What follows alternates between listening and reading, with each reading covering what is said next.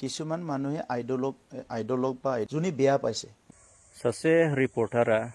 जोंहा बिटिआरनि सिएम मानव गेदेर प्रमद बर' सारनिसिम सोंलु दिखांदों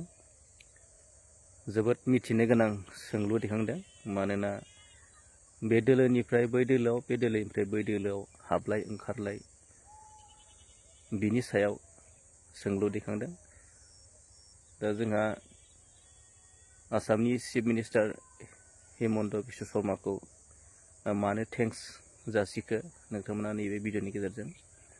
गुवारै मोनथिनो हागोन आरो एसामिस रावाव बुंदों एसामिसखौथ' जोंनि मानसिफ्रा गोबाङानो बुजिखायो नोंथांमोना भिडिअखौ नायलांदो নিজকে যিমান নিকা বুলি দাবী কৰে সেকাহীনভাৱে কাম কৰিব খোজে বা তেনেধৰণৰ এটা অভিপ্ৰায় আছে বুলি আমি কম বেছি পৰিমাণে আমি অৱগত যদি আমি নজনাকৈ আপুনি কিবা কৰি আছে সেইটো বেলেগ কথা কিন্তু কথাটো হ'ল যে তাৰ মাজত যে আপোনালোকেও যিসকল বিপিএফত থাকোতে দুৰ্নীতিৰে পুত খাই থকাৰ অভিযোগ আছে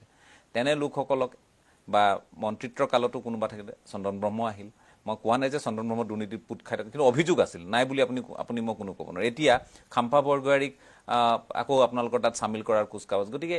এতিয়া ইউপিপিএলো সেই ৱাশ্বিং মেচিন হ'বলৈ গৈ আছে নেকি যদিহে তেওঁলোকৰ বিৰুদ্ধে আপোনালোকে এটা সময়ত উত্থাপন কৰা অভিযোগবোৰ সঁচা হয় চাওক পলিটিক্সটো আজিৰ তাৰিখত অল ওভাৰ ইণ্ডিয়া কিছুমান মানুহে আইডলগ বা আইডিঅলজি হিচাপে লৈ পেলাই কাম কৰি আছে আৰু কিছুমান মানুহে ধৰি লওক এজেণ্ডা লৈ কাম কৰি আছে ঠিক আছে তো আইডিঅলজি লৈ পেলাই কাম কৰিবৰ কাৰণে যে মই যদি লেফট নহয় মই যদি ৰাইট নহয় মই কোনো এটা উইঙত নাই আমি এটা সাব ৰিজনেল পাৰ্টি এটা ৰিজনেল পলিটিকেল পাৰ্টিত আছো আমি পলিটিক্সত আহাত আমাক যদি কিবা আইডিঅলজি বা কিবা ধৰি ল'বলৈ দিয়ে প্ৰথম আমাৰ এজেণ্ডাটো আছিলে কি জনগোষ্ঠীটোৱে ৰাজনৈতিক অধিকাৰ পাব লাগে তো এতিয়া এটা সীমিত ৰাজনৈতিক অধিকাৰ পাইছে সেইখিনি বাস্তৱত ৰূপায়ণ কৰিব লাগে যে এইখিনি পাৱাৰটোকে ইউজ কৰি দুখন স্কুল দুটা ৰাস্তা নিজৰ সংস্কৃতি নিজৰ কিবা কিবি অলপ কিবা কৰিব পাৰে নেকি আমাৰ অঞ্চলৰ কাৰণে নিজৰ আৰু লগতে আমাৰ লগত বসবাস কৰা জনসাধাৰণে কৰিব লাগে হিটো হল ফাৰ্ষ্ট এজেণ্ডা সো হিটো চাই আছো ইয়াৰ লগতে যেহেতু ৰাষ্ট্ৰীয় পৰ্যায়ত বা ৰাজ্যিক পৰ্যায়ত কাৰবাৰ লগত থাকিব লাগিব আমিতো অকলে আৰু দেশত চৰকাৰ বনাব নোৱাৰো সো আমাৰ লগত মন মিলা আমাৰ লগত আইডিঅলজি মিলা আমাৰ লগত এজেণ্ডা মিলা কোনবা এটা টিমৰ লগত থাকিব লাগিব হিটোটো আমি কৰিলো ঠিক আছে থাৰ্ড পইণ্ট যেটো আপুনি কৰিলে যে বিপিএফৰ মানুহ ক'ত যাব এতিয়া হয় আমাৰ তাত আহিব বিজেপিত যাব বা কোনোবা কংগ্ৰেছত যাব পাৰে বা বেলেগ এটা দুটা দলত যাব পাৰে যোনে বেয়া পাইছে সো এতিয়া যেটো আপুনি অলপ আগতে ক'লে যে প্ৰমোদ বড়াই এইটো কৰা নাই বা কৰিব পাৰে সো প্ৰথমতে মোৰ চেষ্টাটো হৈছে কি যে ভুল নকৰাকে বেয়া কাম নকৰাকে কিমান আগুৱাই যাব পাৰো সমাজখনত কাৰণ ভাল বেয়াটোতো আপুনিও দেখা পাইছে এতিয়া যেনেকে পলিটিক্সত প্ৰশ্ন কৰিছে সাংবাদিকতাটো তেনেকা প্ৰশ্ন আহি গৈছে বেলেগ সাংবাদিক এজনে কাগবা ব্লেকমেইলিং কৰিছে এতিয়া সাংবাদিক দেখা পালে যে ইও এনেকা নেকি হয় হয় হেতু সাংঘাতিক হেতু সঁচা কথা হি কৰ পৰা গাড়ী চলাইছে হি কৰ পৰা ঘৰ বনাইছে সো পলিটিক্স আৰু এইবিলাক এটা পৰিবেশত গৈছে তাৰ মাজত থাকি মানে ভিৰ মে ৰहोगे तो गुम हो जाओगे তাৰ মাজত থাকি কি কাম কৰিব পাৰো অলপমান এই প্ৰচেষ্টাটো ৰাখা হৈছে গতিকে আজি কোনোবা বিপিএফত আছিলে হি তাতে এটা বেয়া কাম কৰিবও পাৰে বা নকৰিবও পাৰে এই বেয়া কাম কৰা নকৰা অভিযোগটো মই আপোনালোকে এটা সময়ত উত্থাপন কৰা বিষয় অপজিশনে কৰা হয় এতিয়াও আপুনি বিপিএফক বহু ক্ষেত্ৰত সমালোচনা কৰে মোটাত আছে ইয়াৰ দলিন আছে মোটাত 2900 crore লাইবিলিটি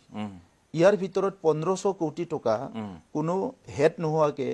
কোনো হেড অফ মানে ফান্ড নোহোৱাকে ইয়াৰ ফোৰ্স অৰ্ডাৰ দি প্লে পাৰ্সেন্ট খাই অৰ্ডাৰ দি গৈছে মানুহবিলাকৰ হাৰাশাস্তি হৈছে সেই সময় নেতৃত্ব দিয়া মানুহসকল সেই লোকসকল কোন সেই লোকসকলটো আজি যিসকল ধৰি লওক ইউপিপিএললৈ আহিব বুলি চলি থকা চৰ্চা সেই ব্যক্তিসকলে নহয় জানো মই সেইকাৰণেহে কৈছো ময়ো হিটোকে ক'ব বিচাৰিছো যে এতিয়া আমি ধৰি লওক কোনবা কংগ্ৰেছ চৰকাৰৰ দিনত যেটো বিজেপিত ক'লে তাত ভুল কৰিলে বুলি বিজেপিত আহা বিজেপিৰ পৰা কংগ্ৰেছতো যাব পাৰে তো এই সিলসিলাটো যেতিয়ালৈকে ভাৰতৰ পলিটিক্স থাকিব চলি থাকিব কিন্তু ইয়াৰ ভিতৰত আপুনি মেন চাবিটো ধৰি আছে হিচাপে ষ্টেৰিংটো ধৰি আছে হিচাপে আপোনাৰ গাড়ীখন আপুনি গন্তব্য স্থানত ডেষ্টিনেশন লৈ যাব পাৰিব নে নাই কৈছেনে গাড়ীত বহুত উঠিব আৰু নামিব বহুতে ভাবিব যে ইহঁতৰ গাড়ীখন ভাল চলি আছে, ইয়াতে পটককে উঠি যাব, আধা ৰাস্তাত নামি যাব। এতিয়া আমাৰ দলত কোনোবা 3টা দল অলৰেডি এক্সপিৰিয়েঞ্চ কৰি অহা মানুহ আছে। মোৰ তাত এজন আহিলে, আহি পেলাই ক'লে যে আপোনাক এটা আশা কৰি আহিছিলোঁ, মই নাপালো দলত। এজন ল'ৰাই আহি পেলাই ক'লে। তো মই ক'লো তুমি কি বিচাৰি আহিছিলা? তো সি ক'লে যে মই এনেকুৱা বিচাৰি আহিছিলোঁ, মই ইলেকশ্যন খেলিম বা কিবা এটা বিচাৰি আহিছিলোঁ। তো মই এনেই সুধিলোঁ তোমাৰ বয়সটো কিমান হ'ল? সি ক'লে যে মোৰ বয়সটো মানে 46 ইয়াৰ্ছ।